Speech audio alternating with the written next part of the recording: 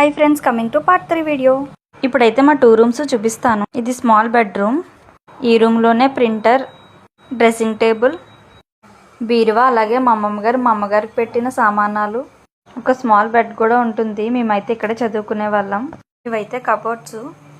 ఈ రూమ్ అయితే ఏ డిస్టర్బెన్స్ లేకుండా పీస్ఫుల్గా ఉండేది చదువుకోవడానికి. నెక్స్ట్ అయితే మా మెయిన్ బెడ్రూమ్కి వెళ్ళిపోదాం రండి. చూసేయండి నా ఫేవరెట్ రూమ్ని. నేనేదో చెప్పేస్తున్నా కానీ మా డాడీ అయితే ఇల్లు కోసం చాలా కష్టపడ్డారు. చిన్నప్పటి నుంచి మాకైతే కష్టం తెలియకుండా పెంచారు మా అమ్మ నాన్న. ఎంత కష్టపడినా సరే ఈ కష్టాలను అయితే ఎప్పటికీ మర్చిపోలేను. ఆ దేవుడి దయ వల్ల, మా అమ్మమ్మ తాతయ్య సపోర్ట్ వల్ల మేమైతే ఇక్కడ వరకు వచ్చాము.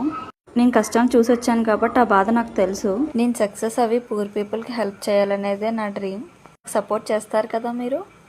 ఇక్కడైతే చూడండి, నేను వీడియో తీసుకుంటుంటే మా బడి రా అక్క ఆడుకుందాం అని పిలుస్తుంది.